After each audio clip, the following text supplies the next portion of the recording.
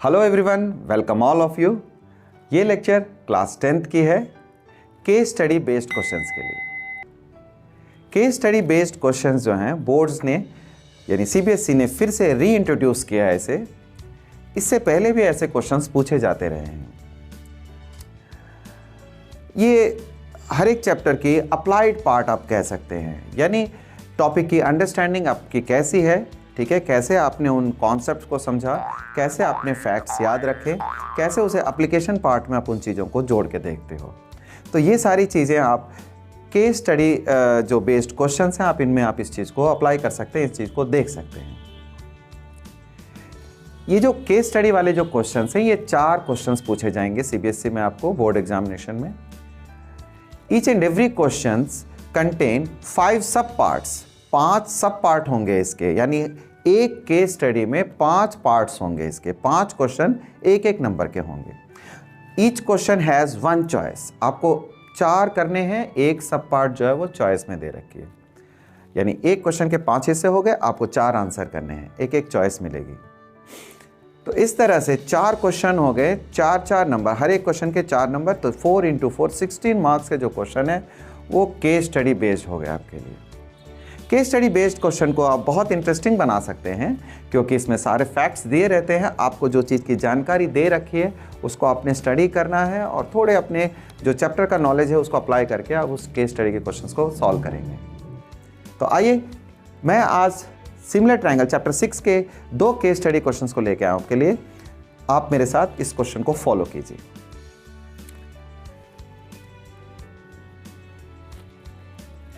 Question के बारे में इस तरह से इंट्रोडक्शन दिया रहता है। Reema has a project on broken trees. She visits various forest to note various measurements of such trees. ठीक है, रीमा को इस तरह के प्रोजेक्ट्स करने हैं जहां पर ब्रोकन ट्रीज हैं, ठीक है, और इस ब्रोकन ट्री के वेरियस पार्ट्स को वो मेजरमेंट करती है। तो एक केस आपको सुपुर्द किया गया है, एक केस वो स्टडी कर रही है, वेयर 15 मीटर अनब्रोकन पार्ट, यानी ये 15 मीटर है, और जो ब्रोकन पार्ट का जो हिस्सा जहां सिरा जो जमीन से टकराता है, ठीक है, उसकी डिस्टेंस जो बेस से 20 meter is given to you. This is the 20 meter, ठीक है, ये 20 मीटर और ये 15 मीटर दे रखा है। तो कहना है कि रीमा को इस कैलकुलेशन के लिए, ठीक है, कौन सा जो थ्योरम है या रूल है, जो फॉर्मूला है, वो ज़्यादा हेल्पफुल होगा। ठीक है, क्वाइट सिंपल। आप पहले क्वेश्चन को समझ लें और क्वेश्चन के सारे पार्ट्स को वॉच कर लें, समझ लें। क्वेश्चन के सारे पार्ट्स को हम अगर देख लेते हैं तो हमें समझ में आ जाएगा कि क्वेश्चन किस चैप्टर से रिलेटेड है। तो आप कौन सा फॉर्मूला अप्लाई करने वाले हो उसके बारे में उसको हम आंसर करेंगे। देखिए, यहाँ फुल लेंथ की ट्री पूछी गई है ना, ट्री का लेंथ पूछा गया है, ठीक है, और राइट एंगल ट्रायंगल के बारे में जिक्र आया है, पेरीमीटर का जिक्र है, ठीक है। तो आप ऐसे क्वेश्चन को, यहाँ एंगल नहीं दिया हुआ है ना, एंगल होता तो हम चैप्टर 8 समझते हैं इसको, ठीक है, चैप्टर 8 में ऐसे क्वेश्चन एनसीईआरटी में दे रखे हैं, ठीक है ना, लेकिन ये चैप्टर 6 से हम लोग इसको फॉलो कर सकते हैं। वैसे पाइथागोरस के लिए बिना एंगल के भी हम क्वेश्चन कर पाएंगे। तो आइए, हमने फर्स्ट पार्ट का क्या आंसर देना, which of the following will be the most helpful for her measurements. तो सबसे बढ़िया आपका आंसर हो जाएगा पाइथागोरस फॉर्मूला, क्योंकि हम पाइथागोरस से इस क्वेश्चन के बारे में बाकी जानकारी निकालने वाले हैं। क्लियर, ठीक है, हम पाइथागोरस अप्लाई करके इस क्वेश्चन को पूरा करेंगे। तो फर्स्ट पार्ट का जो आंसर है, you can call that one as A, ठीक है, आप कहना कि Pythagoras formula will be applicable, ठीक है, ये मोस्ट सुटेबल फॉर्मूला होगा आपका। ठीक है, चलिए नेक्स्ट पार्ट देखें हम लोग। नेक्स्ट पार्ट में क्या कहता है, what is the length of full tree. ठीक है, ट्री की पूरी लेंथ आपको फाइंड करनी है। तो ट्री की पूरी लेंथ फाइंड करने के लिए आपके पास, ठीक है, you must have this length also. ये जो ब्रोकन पार्ट है, ठीक है ना, जो ब्रोकन पार्ट है उसकी भी लेंथ आपको चाहिए होगी। दिस इज राइट एंगल, ठीक है, this is right angle, you see. तो इस ट्रायंगल में हम पाइथागोरस अप्लाई करेंगे।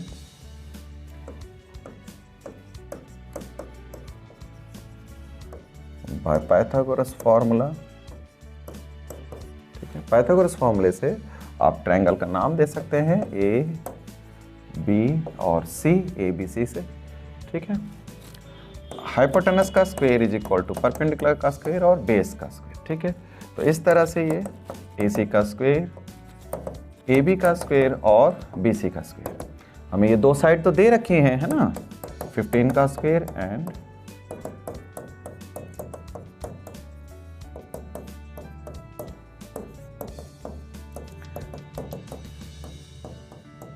तो इस तरह से हमने 25 meter will be the answer. ये जो ब्रोकन पार्ट है इसका लेंथ जो है वो 25 मीटर आ गया आपको, ठीक है, ठीक 25 मीटर आ गया। तो हम बाकी चीज़ें हम देख पाएंगे, यानी इस हिस्से का आंसर 25 मीटर है। तो व्हाट आई सी, आप देखें what is the length of full tree, ठीक है। अगर इस पार्ट की लेंथ जो है वो 25 यूनिट हो गई, है ना, इस पार्ट की लेंथ अगर 25, 15, 25 यानी पेरीमीटर फुल लेंथ के लिए क्या कहेंगे, यानी ये लेंथ जो है इसमें ऐड हो जाएगी, क्योंकि जो लेंथ है, जो पार्ट इस तरह से झुकी हुई है, ठीक है, ये पार्ट हम अगर इसमें ऐड करेंगे तो हमारी टोटल लेंथ निकल के आएगी, ठीक है। तो मैंने इसको इसको B कहा था, इसको B कहा, इसे A कहा और इसे C कहा। तो ये C पार्ट यहाँ आ गया, तो टोटल पार्ट ये वाली लेंथ कही जाएगी। तो this one is 25 and this one is 50। तो 15 प्लस 25, ठीक है, हाउ मच इट इज 40। 40 की चॉइस है हमारे पास, तो this will be the answer. तो इस पार्ट को हमने कर लिया, ठीक है। चलिए नेक्स्ट क्वेश्चन देखें हम लोग थर्ड पार्ट में। What is the area of the right angle triangle so formed. इस राइट एंगल ट्रायंगल का एरिया क्या होगा, क्वाइट इजी, ठीक है। राइट एंगल ट्रायंगल का एरिया क्या हो सकता है, area is equals to half base into height हम निकाल सकते हैं, ठीक है। तो हाफ बेस हो गया हमारा ये 20 यूनिट है और हाइट हो गया 15 यूनिट, ठीक है। 2 से हम 20 को कैंसिल कर लेंगे, ये 10 आ गया। How much it is 150 metre का square. 150 metre square will be our answer. देखें हमारे पास क्या चॉइस है, तो yes it is be part हमारा 150 स्क्वायर मीटर दे रखा है, मीटर स्क्वायर को हम स्क्वायर मीटर लिखते हैं। तो this is the answer of the third part. जैसा कि मैंने कहा 5 पार्ट आपके पास होते हैं, आप 4 पार्ट करके एक पार्ट को आप इग्नोर कर सकते हैं, जो पार्ट आपके लिए मुश्किल लगे आप उसे छोड़ देना, ठीक है। What is the perimeter of the triangle so formed. What is the perimeter of the triangle so formed. इस ट्रायंगल का पेरीमीटर क्या होगा। तो perimeter is quite good, perimeter के लिए आप जानते हैं, ठीक है। पेरीमीटर में आपको तीनों लेंथ जोड़नी होती है। पेरीमीटर लेंथ ऑफ 3 साइड्स, आप तीनों साइड को ऐड कर लेंगे तो AB BC CA, quite simple, 15, 25 and 20, ठीक है। तो कितना हो गया 40, 60 यूनिट्स हो गए, ठीक है ना। तो आप देखें क्या चॉइस हमारे पास है, 60 unit will be the correct answer. तो ये पेरीमीटर है। इस क्वेश्चन में मैंने 4 पार्ट ही दिए हैं आपको।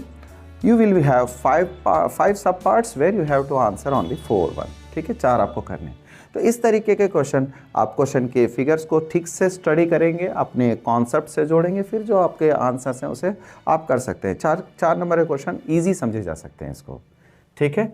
चलिए आइए नेक्स्ट क्वेश्चन में हम लोग फॉलो करते हैं। नेक्स्ट क्वेश्चन क्या है हमारे पास, हमने फर्स्ट क्वेश्चन पूरा कर लिया, केस स्टडी बेस्ड क्वेश्चन जो है। चलिए नेक्स्ट क्वेश्चन हम देखते हैं। क्वेश्चन हमारा नया जो क्वेश्चन है वो सेकंड क्वेश्चन इस तरह का है। क्वेश्चन अगर हम देखें, Ruby has a triangular garden, ठीक है, Ruby has a triangular garden ABC, ये एक ट्रायंगल जैसी उसके पास गार्डन है।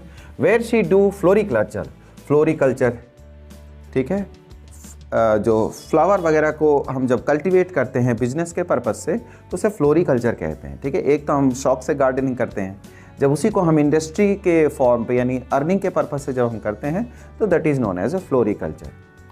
Ruby has a triangular garden ABC where she do the floriculture, ठीक है। उसने कहा divided into 2 parts, 1 part has roses and the other has marigold, ठीक है। ये रोज गुलाब हैं और दूसरी तरफ मेरीगोल्ड फ्लावर, 2 टाइप के फ्लावर्स वो कल्टीवेट कर रही है। तो उसे अपने रिकॉर्ड्स को she wish to determine following measurements to keep the records. उसको रिकॉर्ड्स के पर्पस के लिए कुछ मेजरमेंट्स, कुछ कैलकुलेशन चाहिए, ठीक है। तो आइए ट्रायंगल से जोड़ने का एक बेहतरीन तरीका का क्वेश्चन को बनाया गया है, ठीक है। आइए देखते हैं क्वेश्चन में क्या पूछा गया।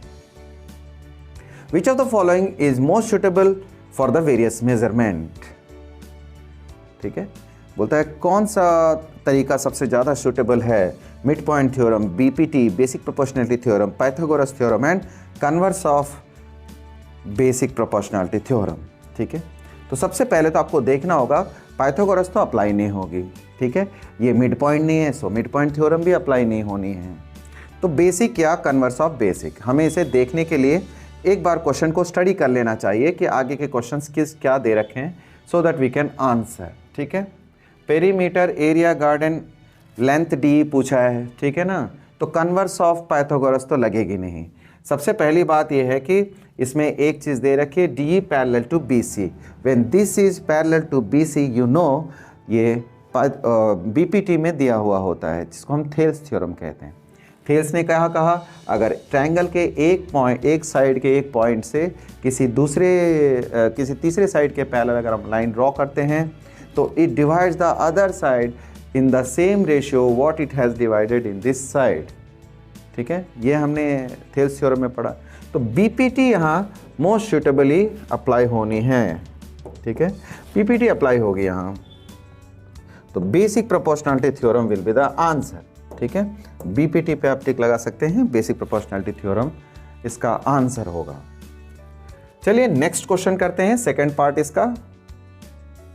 सारी जानकारी दे रखी है, देखिए, है ना। इन पूरे जानकारी से हमें आगे के पार्ट के क्वेश्चंस करने हैं। What is the total area of the garden, ठीक है। What is the total area of the garden, कहता है इस पूरे गार्डन का टोटल एरिया क्या होगा। तो टोटल एरिया जानने के लिए बताइए, टोटल एरिया में आप क्या करोगे। टोटल एरिया के लिए you must know the base and height, ठीक है। एरिया ऑफ ट्रायंगल, आप कहना हाफ बेस इंटू हाइट। तो हाफ बेस इंटू हाइट यदि हम कहते हैं तो हाफ, ठीक है। ये आ गया 10 और इंटू में 12 आ जाएगा। 60 square meter, 60 meter square is the answer.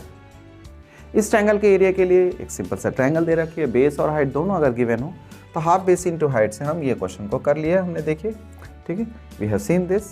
What is the total area of the garden, so this is the total area, you see. हम कह सकते हैं 60 स्क्वायर मीटर, ये हमारा आंसर हो गया सेकेंड पार्ट का। Now come to the third part. What is the perimeter of the garden. Perimeter total length को बोलते हैं, आउटर लेंथ को पेरीमीटर की, ठीक है।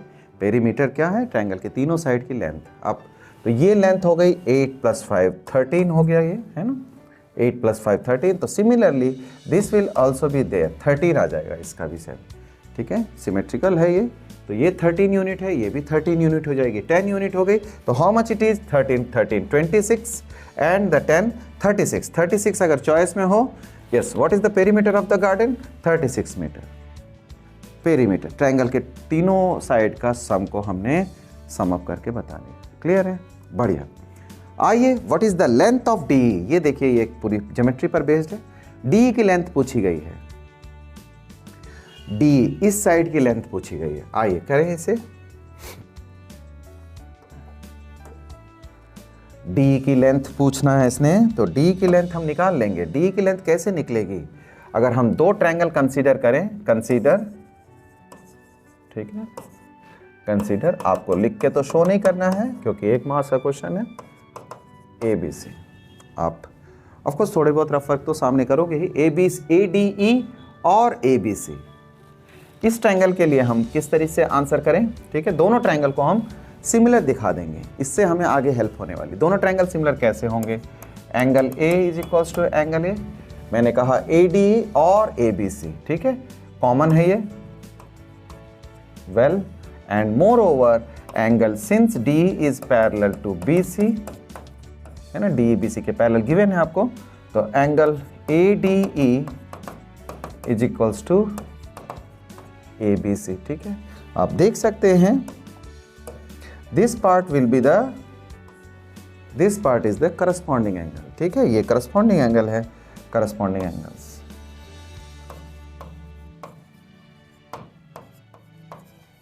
करस्पॉन्डिंग एंगल, ये दोनों एंगल इक्वल होता है, तो आप कहेंगे बाय एंगल एंगल सिमिलैरिटी, दोनों ट्रायंगल सिमिलर हो गए। अगर दोनों ट्रायंगल सिमिलर हो गए, ABC is similar to AD। अगर सिमिलर हो गए, sides are, therefore sides are in proportion। जो सिमिलर ट्रायंगल होते हैं उसके साइड्स जो हैं वो प्रोपोर्शन में रहेंगे, साइड्स का रेशियो इक्वल होगा। ठीक है, आप छोटे ट्रायंगल में अगर AD लेते हो, ठीक है, अगर छोटे ट्रायंगल में AD लिया आपने, तो बड़े ट्रायंगल में आपको AB लेना है। ठीक है, क्या मतलब, इस ट्रायंगल का ये साइड और बड़े ट्रायंगल का AB side. Clear?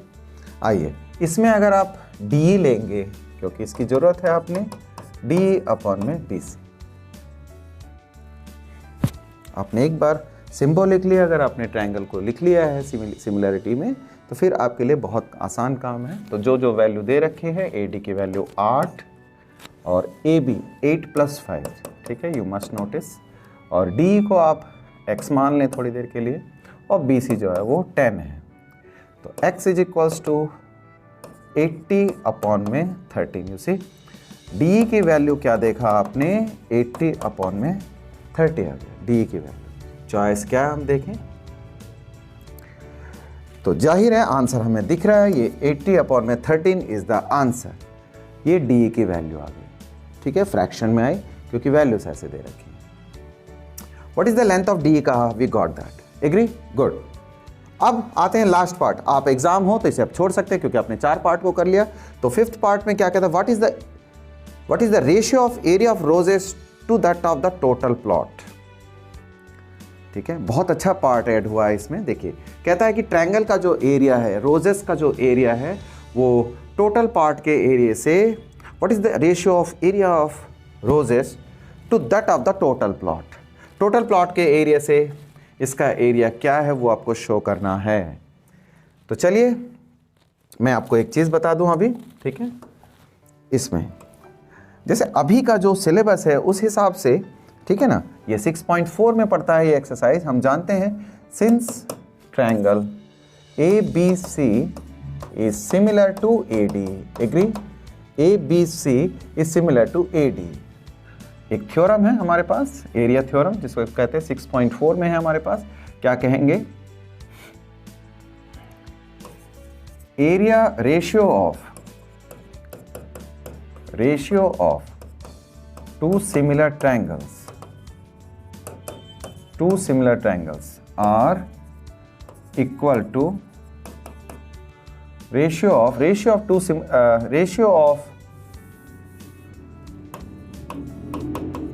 Of area of similar triangles is equal to square of its corresponding sides.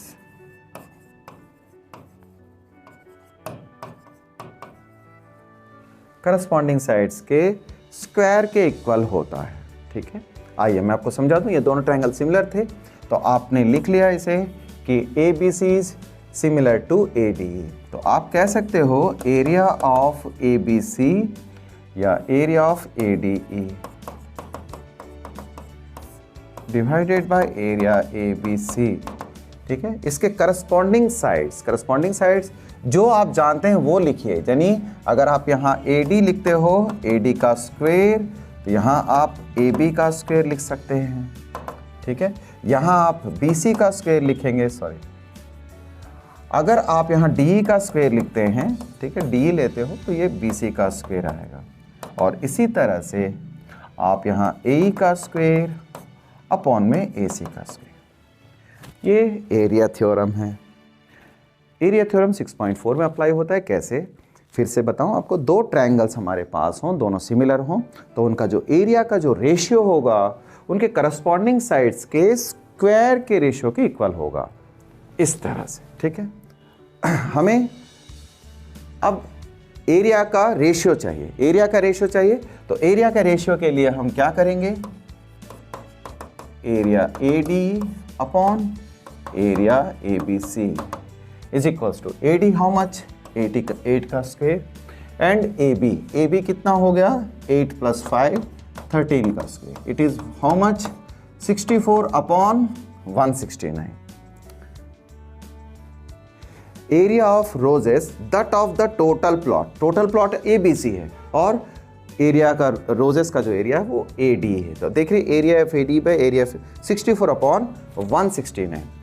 अब देखें हमें क्या चाहिए था, what is the ratio of area of roses to that of the total plot. तो 64 upon 169 will be the answer. ठीक है, तो इस तरह से मैंने एक सैम्पल स्टडी बना दिया आपके लिए, क्योंकि काफ़ी क्वेरी आ रही थी इस बारे में कि केस स्टडी क्वेश्चन किस तरीके के होंगे। मैं हर एक चैप्टर के 2-2 क्वेश्चन आपको सैंपल के तौर पे बता दूंगा। ये वीडियो आपको बहुत ही हेल्पफुल है, आप इसको अच्छे तरह से समझ लें और इसी तरह से अपनी पढ़ाई को जारी रखें। वॉच करते रहिए मेरे लेक्चर्स को। मिलते हैं नेक्स्ट वीडियो में। Till then keep doing, all the best for the board examination. Bye.